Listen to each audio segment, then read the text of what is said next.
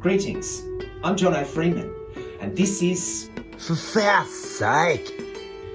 We must now perform the form of Marlowe's fortunes, good or bad. To patient judgments we appeal our plaud. In addressing what has been referred to as the Marlowe-Bacon problem, first we'll look more closely at who Marlowe really was, why he wasn't actually the author of the plays ascribed him, and why he definitely wasn't Shakespeare. Then, with the help of Lord Bacon and his Knights of the Helmet, we will suggest a new way of examining the birth of the English Renaissance in literature, how the stage was set amongst sacred circles, inspirations, and masks. We'll use the key text of Dr Faustus and the German connection to illustrate this problem and mystery, to help break through what Lawrence Gerald calls 400 years of Stratfordian tyranny. As Wim Hof would ask, let's go deep. Hope you'll stick with us. There is such profit and delight in this research. It's Faustian, in a good way. First of all, Simon Miles, in the mines of research, finding the nuggets of gold lying around, left by alchemists, waiting to be picked up. Articles of the Sir Francis Bacon Society's Baconiana, which, as President Susan McIlroy will testify, bears a long list of authors with unsurpassable knowledge of the field. The Shakespeare Handbook on Dr Faustus, a great resource, which funnily enough has Stratfordian Paul Edmondson, or Edmo the Glove, as one of the series editors. According to Guy Roberts of the Prague Shakespeare Company, not only did Shakespeare write Shakespeare, but he was writing in the midst of a theatrical explosion and was mostly just the right guy at the right time. Guy is what we'd call a chevral man, only able to provide a rather flaccid piece of evidence, the aforementioned Edmondson's Feste's glove reference, to settle the authorship question. This also goes hand in hand with a reductionist, money-making explanation as to why Shakespeare's theatre was so revolutionary. But shifts like these, they don't just happen out of nowhere. They require an impulse. Much like the Renaissance, starting at a point, then spreading out into the world. Robert Weinman, in 1978, said that Marlowe transformed the materials of medieval drama into the new form of Renaissance tragedy. But was the man Marlowe capable of something this big, or was something bigger going on? There is mystery within Marlowe and Shakespeare by design. To begin, let's make two vital acknowledgements in tracing the origins of the magic. The figure of John Dee represents a coming together of occult, things hidden and mysterious, and Christian beliefs. He was tutor to Leicester, advisor and court astrologer to Elizabeth. Some said it was the Majesty himself who conjured the storm and destroyed the Spanish fleet in 1588. Francis Yates calls The Tempest a Rosicrucian manifesto infused with the spirit of Dee, using theatrical parables for esoteric communication. He's known to have travelled in Germany and to have influenced other Englishmen who travelled abroad. He was also instrumental in the creation of Elizabethan theatre. James Burbage consulted with Dee on architecture and theatre arts using his extensive library on classical Greek and Roman theatre. These spaces were the first purpose-built, sacred structures lit by daylight since Roman times. This is important. A cultural sea change occurred with this simple but brilliant idea of having the punters come to the drama. At the Liberties! Oi, oi, oi! Where 15 to 20,000 Londoners would see a play every week. All strata of society together under one roof. A new form of temple to rebuild the temple of the mind. The meaning behind Dee's esoteric symbol, Monas Hieroglyphica, was for those who are worthy. As with Shakespeare, multiple layers of language and imagery are deployed, accessible to various levels of reader. The authorship issue may not matter to some. Others are content with the mask. But as Costard says, 3 3 is 9. Not so, sir. We know what we know. some of us revel in the mystery and engage in the language of symbols and ideas used for the unlocking of ancient knowledge. We must also consider the involvement of a wider organisation, the Rosicrucians fraternity, who we believe helped finance, produce and protect the operation. Francis Bacon's Knights of the Helmet were a signification of this network of intellectuals throughout Europe, a hidden group of writers and artists, bright minds in dark times, who sought to weave ancient wisdom into their work in order to transform the culture. At this time, if you dared mention alchemy, astrology, astronomy, magic, number mysticism, divination, or other esoteric sciences rooted in the ancient world, you were putting your life at risk. Giordano Bruno, an erudite priest and well-travelled scholar, returning to Italy in 1592, was arrested, imprisoned, and finally burnt at the stake in 1600 for such ideas. The Rosicrucians emerged before the public with the publication of 3 manifestos. The first, printed in Kaffel in 1614, was anonymously published, the authors preferring not to be toast, with a subtext of political intrigue and revealing the existence of a secret fraternity. Formed in Germany, it possessed the great secrets of the universe: alchemy, magic, medicine and wisdom, as discovered by their founder, CRC, on his journey to the Holy Land. In offering a path to all things that can be known by man under heaven, this was revolution. The Rosicrucians took fault with the pride and covetousness of the learned, scholars more concerned with personal success than entrusting their abilities to the service of humanity. Like much of scholarship today, clinging to prevailing entrenched paradigms to protect careers, book sales and egos, rather than questioning and disrupting them. A.D. Rate demonstrates how Marlowe was influenced by Giordano Bruno and a concept central to his theology: God as pure divinity, which also embraced the Hermetic principle of man as potentially divine through the power of his intellect. Such influences on Renaissance free thinkers labelled them as atheists. Bruno was actually a dedicated religious magician who practiced good magic in the discovery of divine and scientific truth. All this is a million miles away from the obscene anti-Christian blasphemies cited by Paul H. Cocker as being Marlowe's opinions, but surely there are echoes of Bruno's voice heard in Faustus' passionate cry, "'Tis magic, magic that hath ravished me." Yeats asserts that Dee's Hermetic, Kabbalistic magic is the more secret philosophy which lies behind the enigmatic manifestos. She also holds magical philosophy to be the precursor to the scientific revolution. It is the Renaissance magus who exemplifies that changed attitude of man to the cosmos, which was the necessary preliminary to the use of science. Who was also known as Marlowe, or Merlin, Morlae, Marley, Marlowe, Marlin, Marlinge, or Marlin, which seems is how it was written more often than not. As the Shakespeare handbooks tell us, Marlowe plays with their subversive and aspiring heroes are inevitably read alongside of what we know of the poet's own short and stormy life. But who was Christopher Marlowe? This slide lists just about everything, by and large, that is known about him historically.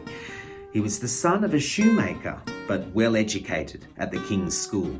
In 1580, at 16, he was entered at Corpus Christi College, Cambridge, the name Marlin being written without prefix or affix. A gentleman of the college once remarked that scholars were entered with a pomp and circumstance not found in the notice of Marlin. He was therefore not a scholar. Nevertheless, in 1583, he obtained his BA. He finds a job in the Secret Service, working for Francis Walsingham, and goes to France, ferreting out Catholic plotters against the Queen. On this account, Marlowe seems to have had some acquaintance with certain distinguished men of his time. He's accused of being a double agent and nearly doesn't get his masters from Cambridge, but the Privy Council sends a letter referring to his service on matters touching the benefit of the country, and the degree is granted in 1587. A.H. Bullen says there is nothing whatsoever to show that Marlowe was distinguished for industry at school. It may be safely said that the poet could not have earned much distinction at Cambridge for sound classical knowledge. How were the years after 1583 spent? With no reliable evidence, it's impossible to determine. But Lieutenant Colonel Cunningham is obliged to assume for certain that a still greater part of it must have been passed in a diligent cultivation of the muses, in order to account for the early appearance of Tamburlaine the Great, an astonishing drama performed in London as early as 1587. A street brawler, a coin forger, an atheist. His death in Deptford in 1593, aged 29, has provoked years of speculation. That he knew Wm Shaxper, there is no proof. And yet Professor David Riggs, the latest word of authority, says that for his peers, Marlowe's great achievements were an English blank verse line that stood up to Virgil's stately measure and a rhymed English couplet that reproduced the elegance and wit of Ovid's love poetry. Is all this just slightly incongruous? As Bertram Theobald tells us, we can hardly be certain of anything in respect to his education and early life, still less of his later life. All the facts relating to texts are puzzling and even contradictory. We cannot fit the works to the man. The man is practically unknown to us. It does seem that Marlowe had several run-ins with the authorities, though, with various scandalous opinions and behaviours attributed to him. Another apparent double agent, Richard Baines, accused Marlowe of heresy, blasphemy and homosexuality. Was it true? Who knows? While under investigation for heresy, the story we all know is that Marlowe spent a day boozing at a tavern in Deptford in the company of 3 barflies. These men were actually all associated with the Elizabethan Secret Service, and the tavern was the home of Dame Eleanor Bull, who had courtly connections and hired out her rooms as a safe house for government agents. Here's what happened. An argument about the bill got so aggro, Marlowe grabbed old mate Ingram Frizz's knife and went into a stabbing frenzy round his head. So the Frizz grabs the dagger and drives it into Marlowe's head, right above the right eye.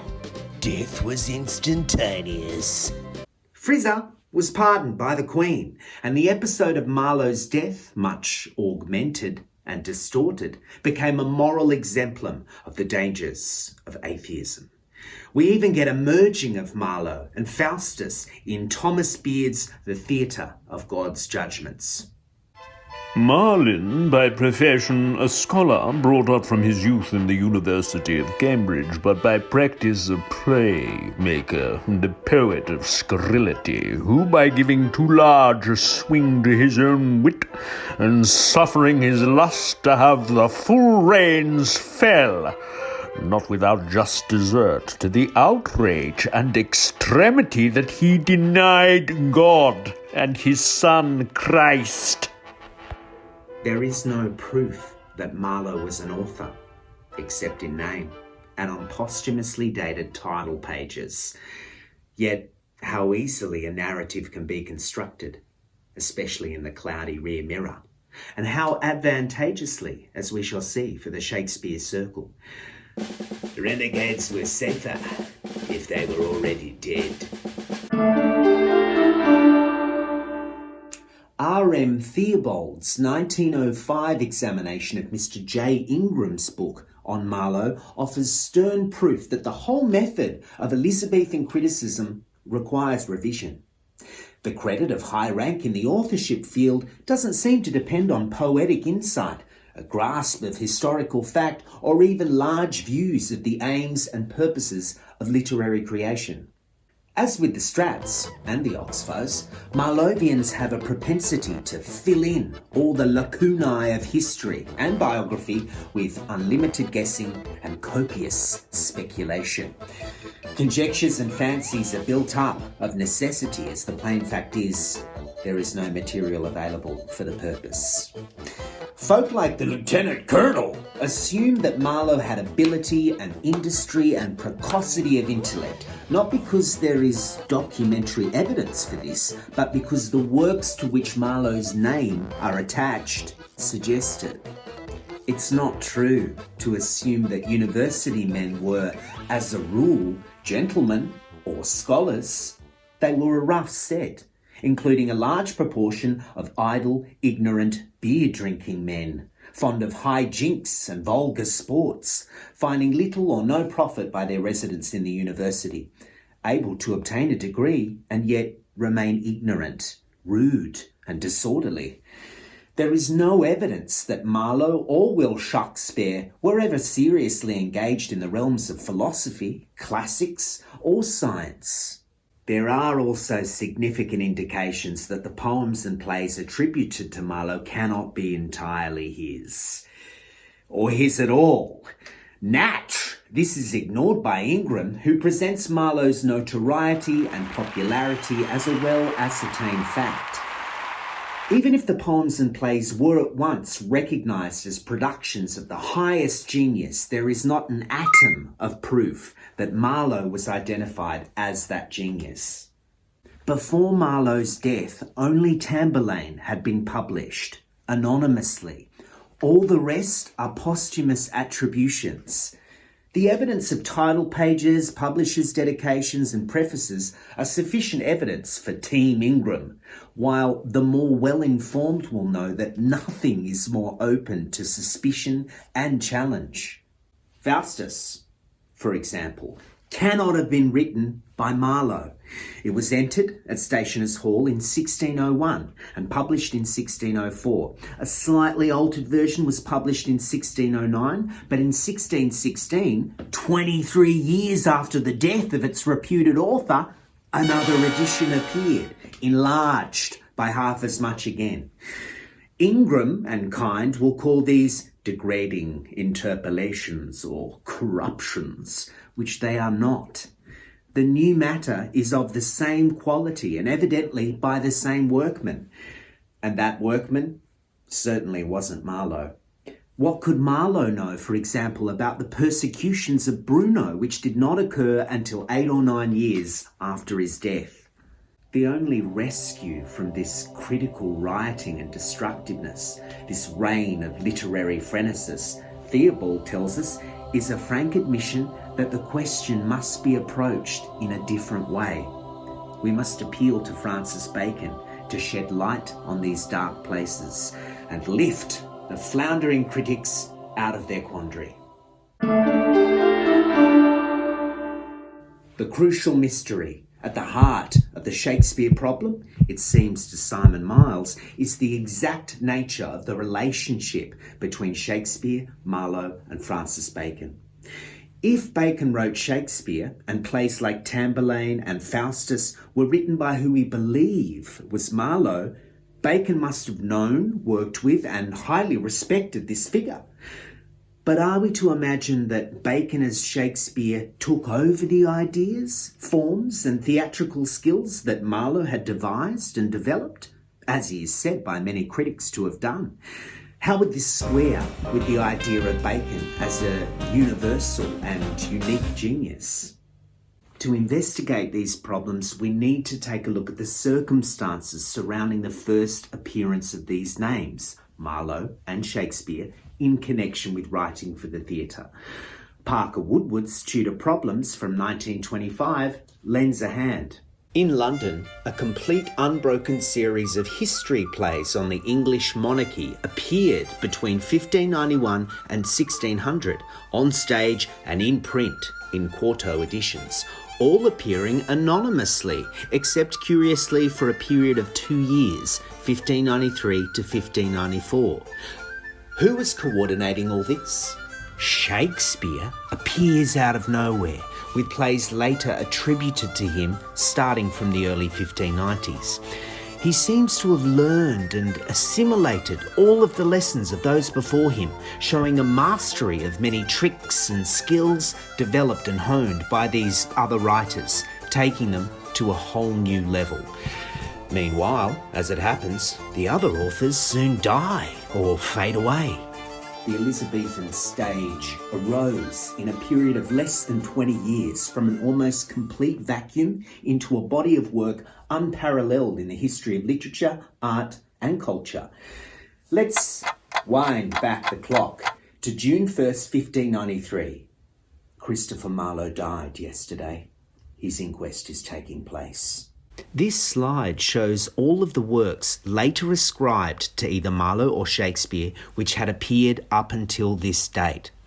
Despite the existence of all these works, in not one single instance had the name of Christopher Marlowe or William Shakespeare appeared in any format whatsoever in connection with writing for the theatre or poetry. Neither had anyone referred to either of them by name in any letters, notebooks, records of performances and payments, advertisements, reviews, books or pamphlets. Staggering facts, folks!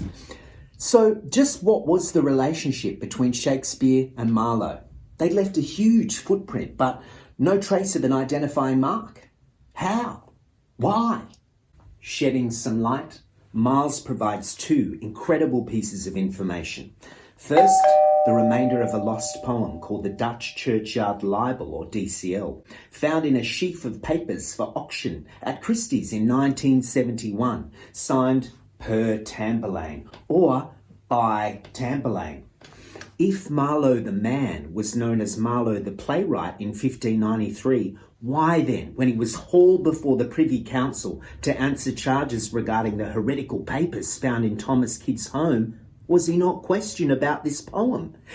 The DCL was their main concern, and they'd authorised any means necessary, up to and including torture, to get to the bottom of the authorship. And here in front of them was the man who'd written the very hit of the 1591 season. Professor Clifford Leach says with the production of Tamburlaine, Marlowe received recognition and acclaim, and playwriting became his major concern in the few years that lay ahead. Yet at no point was Marlowe suspected or accused in any way of involvement in the DCL affair, which proves that they did not think of the man Marlowe as the author of the play. These events intruded on the London literary universe and led to the very first appearance of the name of Marlowe specifically in connection with the theatre. By the way, have a look-see at the first page of Tamburlaine, printed in 1590, prominently marked with an FB. Second, Thomas Kyd, who was actually a scrivener, took centre stage at the height of the DCL drama. Soon after being arrested and tortured, he wrote 2 letters to the Lord Keeper. These letters are highly significant, as one contains a reference on which the entire myth of Marlowe has been built. Kyd tells us that the service rendered to an unnamed protected lord by Marlowe consisted in bearing name, not in relation to any aspect of the lord's life except the matter of writing for his players.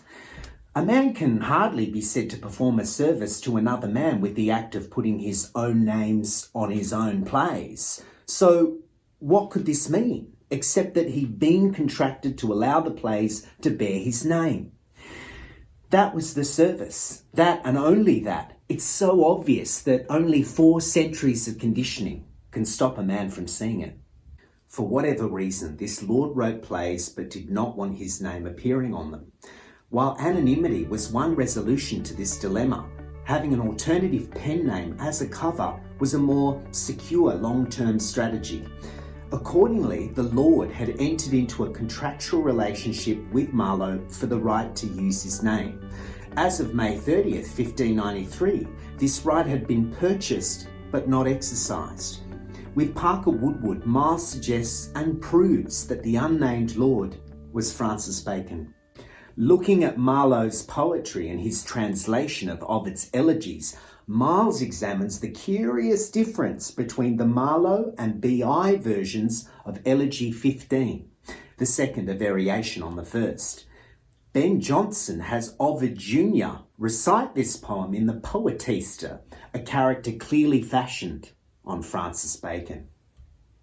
When Venus and Adonis was published, publicly launching the writing career of William Shakespeare, his name did not appear on the front cover.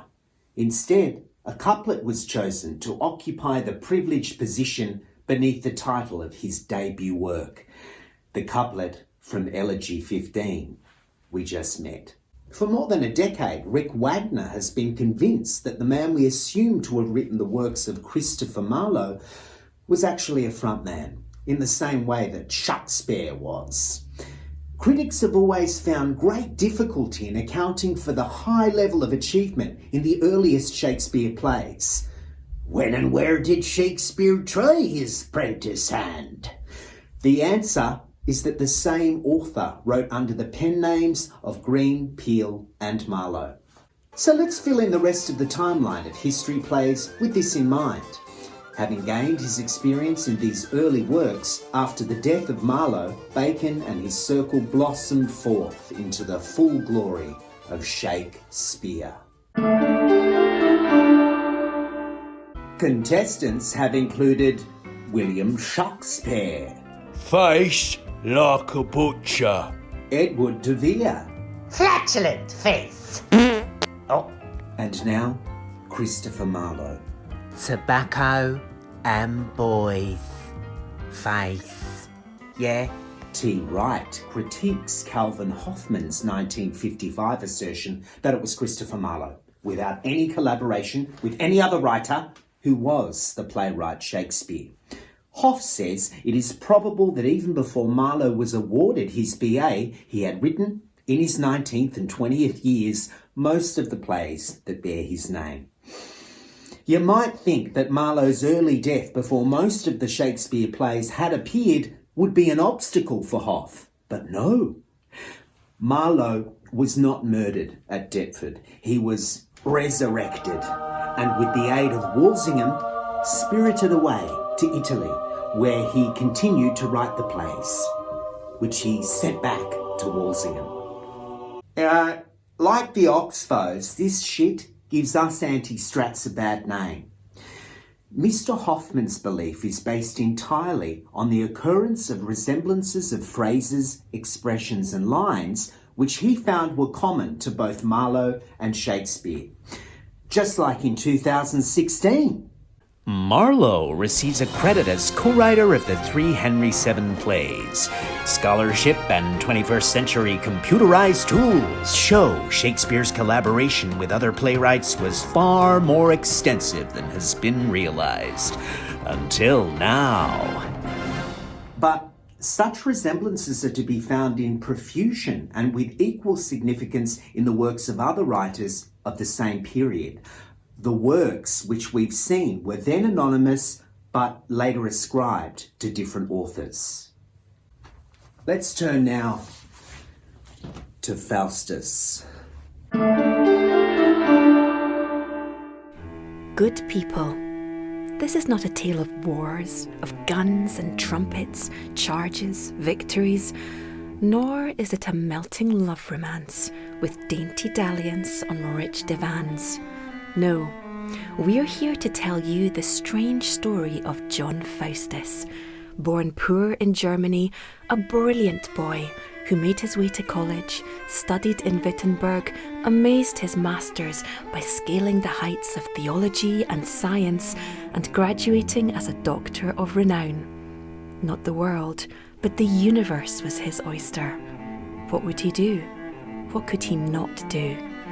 watch and listen as his mind is set to soar into far regions unexplored before. This story of a man who sells his soul for knowledge and power has archetypal force. It remains compelling in our own time. Faustian bargains are still made every day. Dr Faustus represents a significant piece of theatre history, a gateway or transition between forms. Here we've used the Edwin Morgan translation, a brilliant Scottish writer who transforms Marlowe's theme of magic into one of science. Another great Scotsman, Sir James George Fraser, posited that human belief progressed through 3 stages: primitive magic, replaced by religion, in turn replaced by science. With Dr Faustus, we have all 3 in representation. The historical Johann Georg Faust, who died around 1539, was an itinerant alchemist and astrologer, and various legends developed around his supposed necromancy and pact with the devil. The sense of comic architecture within the Elizabethan stage is very strong in Faustus, and audiences responded to the transgressive trafficking in the demonic and the spectacle, theatrical or supernatural, this might produce. Another part of what makes Dr F so compelling is its Janus-faced ambiguity, the complex and contradictory ways it presents its hero and his fateful bargain. Is it a parable about a justly damned sinner, or a tragedy about a Promethean hero? Is it a satirical critique of a theological system that denies free will? The play does not have a singular theological perspective, and this is why, for a time, it made it onto the stage. An epigram of Oxford classicist R.M. Dawkins refers to Faustus as a Renaissance man who pays a medieval price. Ambiguity is also derived from the text itself. The aforementioned difficulties raised by the 2 texts are further compounded by uncertainties about the play's date. The first record of a performance is Philip Henslow's account book entry of 1594, more than a year after Marlowe's death. Dr F inherits and exploits the dramaturgical traditions of the medieval and Tudor morality play. David Bevington's 1962 study says Dr F reaches the end of the psychomachia drama tradition in a breakthrough which centres the familiar moral pattern on a figure of tragic dimensions. Douglas Cole also traced the play's morality roots, defining the ways it transcends them. The tragic protagonist in this play is a scholar, Dr. John Faustus, who, dissatisfied with the traditional disciplines, turns to magic. He repeatedly considers repenting and turning to God, but is unable to do so. There is sacrificial goat meat aplenty, with the tragic destiny in this dialectic, the hero's choice to compromise one set of values for another. The comic scenes, long derided by scholars, are present in both versions and are clearly built in to the design of the play. They reflect and ballast the play's grander aspects. Isn't it a bit interesting that Marlowe is the only contemporary writer referred to in the Shakespeare works? In The Merry Wives, both Bardolph and Pistol reference Dr F, suggesting Faustus was associated as much with comic mischief as with damnable magic, reflecting our capacity for ridiculousness and nobility in equal measure. Learning is my life. I must take stock of it. I have studied, graduated. I am Dr Faustus. But what do gowns and parchments really tell us? What is my niche, my specialty, my dream? Philosophy? I once thought that would do the trick. By argument, to tie an opponent in knots. By logic, to prove black was really white. By speculation, to pace the boundaries of being and non-being. Wonderful. I tried it. I knew it. I was there. So what? The earth went round just as before. Philosophers have only interpreted the world. The point is to change it. What about medicine? A cure for every sickness in the body. Dr Faustus has it. The fame, the wealth. Who has not heard of my prescriptions, my precepts? Have I not sent plagues packing, saved cities, wrestled some wretched maladies into the ground? Yes, and yes. But we are still mortal. I am poor Dr. Faustus, and a man. If I could make men live eternally, or if they died, give them a second life, then I could worship medicine. Without that, I say good riddance to pills and jabs and plasters. What next then? Law. There's a noble thing. Leave the same legacy to two different people and listen to the brains rattle. It'll cost you to know what happens. What happens? Oh! Give one the gift, the other gets its value. Can you work that out? Isn't it brilliant? And can a father disinherit his son? No. Except, etc. A world of pettifogging, petty disputes. A nest of inky-fingered mercenary drudges. A quorum of slaves and superficial trash. Faustus was made for better things. Divinity. Surely divinity is good, better, best.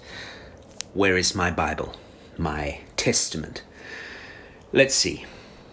I open it at random for a sign. The wages of sin is death. Oh, that's hard. Let me try again, at a different place. If we say we have no sin, we deceive ourselves, and there is no truth in us. So we sin, and so we die. Is that it? Is that all? But our death is an everlasting thing. Is that what you want, Faustus? Dying forever? Black book of intimidation. Black book of predestination. I close you with a snap. Farewell, theology. I think only science is truly divine. Physics and metaphysics both. Powers of prophecy, magic of imagination. Angles, equations, codes, experiments, books of this restless age and ages to come. These are what I dream of and desire. Knowledge is the great prerogative of being human. Animals and nature are only sketches of the consciousness that man must reach and reap and revel in. An understanding of all things, a destiny. Oh, what a world of profit and delight, of power, of honor, of omnipotence is promised to the learned experimenter.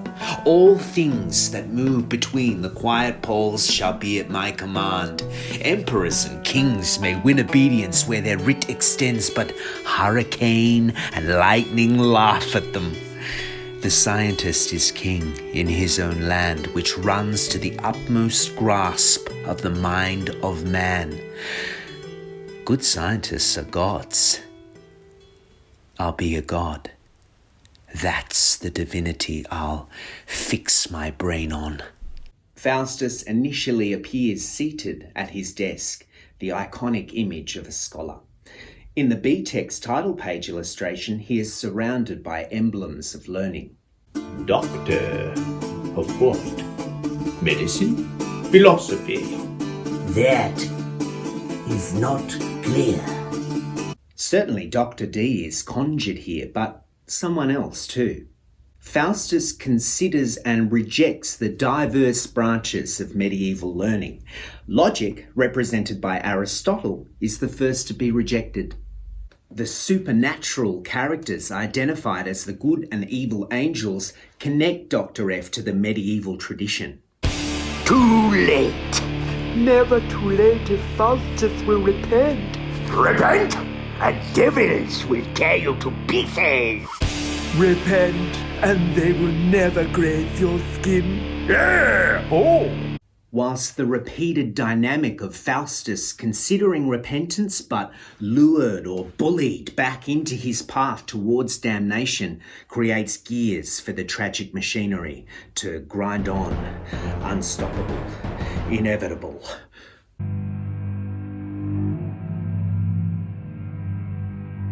I mouth my formulas like incantations. I know experiments are devilish dangerous, but I must risk what devils lie in wait as I set out my table of the elements and circle round it, muttering, adjusting, invoking not the known but the unknown. Deities of incandescent matter, spirits of most distant constellations, dogs for gods and rats for stars if need be. Unbelievable things shall be believed.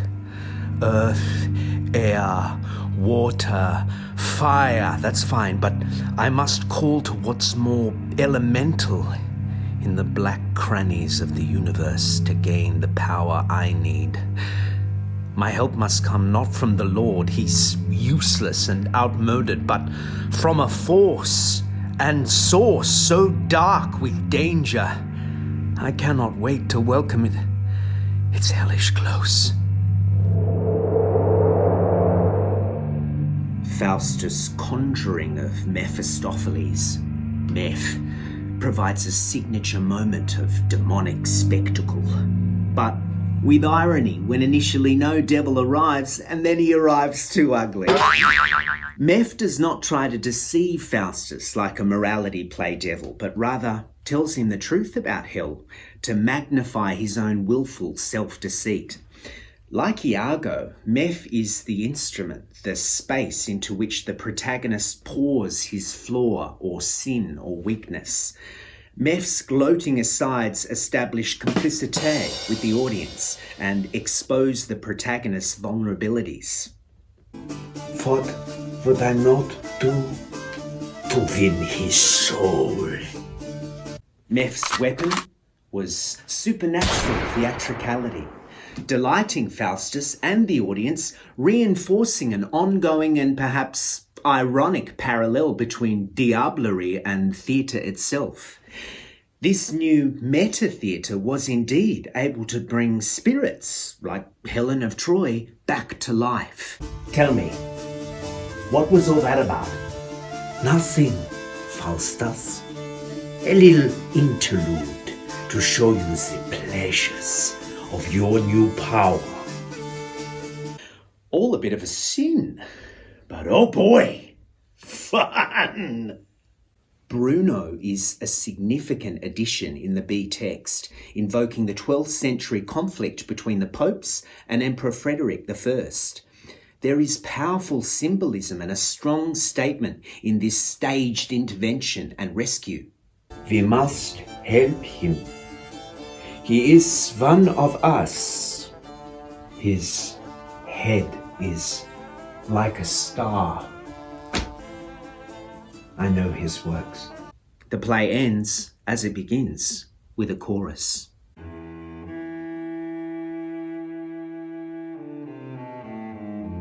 Cut is the branch that might have grown so straight.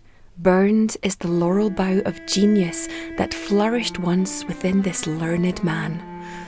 His story, like a lightning flash, invades the dark heart of complacency, and we who watch the darkness settle down once more. Remember, and will remember, those green thoughts that wait to break through stone where Faustus sleeps. This is the only epilogue in Marlowe's plays. It is identical in both texts in summing up the tragedy and expounding the lesson. The language suggests that Faustus is to be mourned as well as condemned. In 1952, Nicholas Brooke concluded that Marlowe chose deliberately to use the morality form, but perversely, to invert it or at least satirise its normal intention. With bitter and farcical irony, Marlowe makes a magnificent protest against a cruel god. Or, for a more orthodox understanding, Michael Poirier, 1951, asserts that paradoxically, Marlowe achieves a result directly opposite to the one he aims at elsewhere. He strengthens the faith of his Christian audience. Stories are how we learn. They're a means to an end. In plays like Faustus, we find an enthusiasm for classical antiquity and exotic grandeur, apparently a hallmark of Marlowe's, but the knowledge, history, language, events and culture infused in the work is not here as a matter of mere show or to make a buck. It was to give people a language and to teach them how to be better in a time when there was a great need for this. This is how the RC was working, as with their manifestos, through a publicity stunt and attention-getting mystery.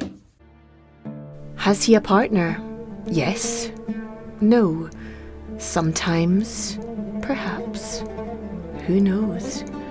From mystery, power grows. Hereafter, sir, look you speak well of scholars. Talk about the iconic image of a scholar. Bacon was sent to Trinity College, Cambridge, at 12 to complete his education.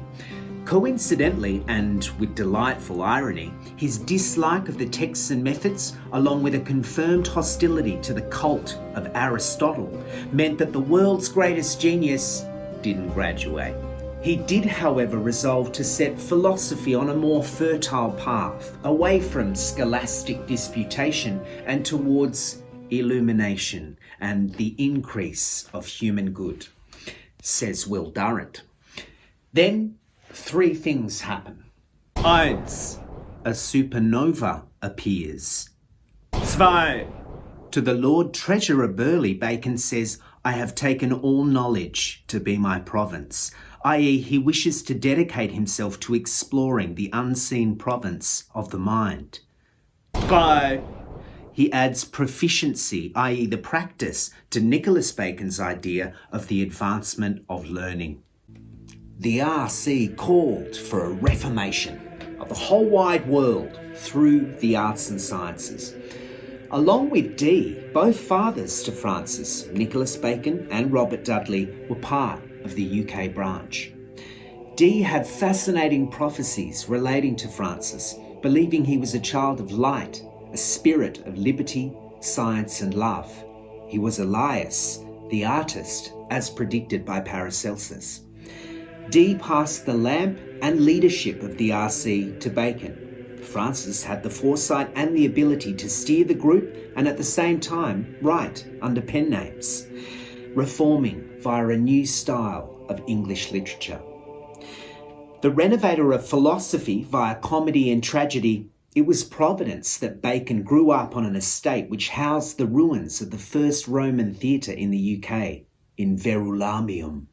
The research of A. Staunch Baconian, from another Baconiana essay, traces Francis' interest in the motion, the technical Elizabethan term for the puppet show. One of the most successful motions in Germany from the end of the 16th century happened to be the English puppet play of Dr Faustus. Hedderwick says there is no drama except Marlowe's tragedy to which the origin of the puppet play can be traced. Dr R.M. Theobald and the Rev. Walter Begley believe Francis St Alban was the only dramatist then alive and able to birth both incarnations. We also know of Bacon's interest in the Dukes of Brunswick, whose strong castle on the Oker are mentioned in his States of Christendom. The Rosicrucian Dukes of Brunswick, ardent lovers of English playwrights and actors, as we know they were also lovers of the English tragedy of Faustus. Who made the additions after Marlowe's death is a mystery, but in Hedderwick, among dramatisations of the Faust legend prior to the appearance of Goethe's Faust, is this: the tragical history of Dr Faustus, printed for Thomas Bushell in 1604. Thomas Bushell? Francis Bacon's seal-bearer and servant. The more recent work of A. Phoenix reveals that Francis wrote a play called Like Will to Like when he was just 7 years old, a morality play which has as its central character Newfangle, the vice.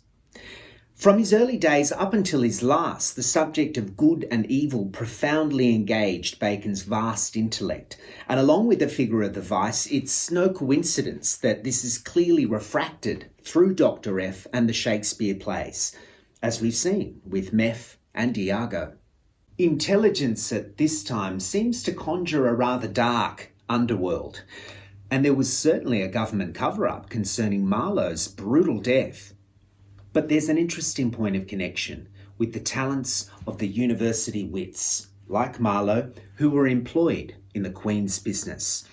Daphne du Maurier describes how Walsingham, a good friend of Nicholas Bacon's, organised a secret service on the continent, with Francis and his brother Anthony also being recruited for their literary and linguistic skills for intelligence and coding. In the 50s, Calvin Hoffman was offering thousands of pounds for any proof of Marlowe's being alive after his alleged murder in 1593. Without success. Could have saved his cash and his pride. In the bilateral cipher of Sir Francis Bacon, Elizabeth Wells Gallup found a declaration of his that states, Marlowe is also a pen name, employed at taking William Shakespeare's as our mask or vizard. Rick Wagner asks, what's in a name? Why was this particular spelling or derivative of Marlowe chosen? Well, the name adds up to 33 in Pythagorean cipher. 33, Bacon's number. How easily Faustus may become a roadmap for Bacon. His learning experience, his passions, his conflicts. It's not Marlowe, but Bacon we find wrestling with this science-religion split in Dr. F. The science in Shakespeare is widely acknowledged. Bacon was a devout man of God, but also father to the modern scientific method. Fact.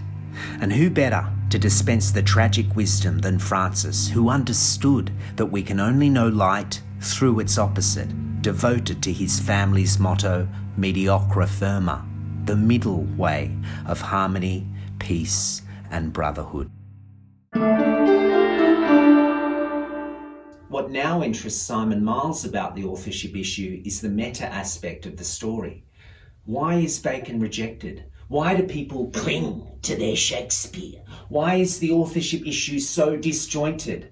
Why is the problem so hard to crack? Bottom line, it was Francis that set it all up. Seems like he did too good a job.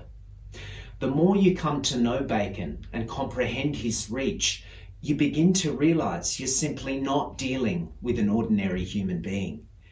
Es ist sehr mentalische. There is resistance to the authorship question because it might discount the possibility of the everyday English genius. But viewing the authorship story through our lens, we can still find a human and Elizabethan feat to be proud of, an even greater celebration of England. In a time when shows of cultural superiority were paramount, these works were created to make the country and indeed the world strong and great and awakened through time. In the magical and mystical vision of the RC, thought was free and not just a way for elites to subjugate the many. As the playtext of Dr. F concludes with, Terminat hora diem, terminat orthoropus, terminat hora diem, terminat orthoropus, terminat hora diem, terminat orthoropus, terminat hora diem, terminat orthoropus.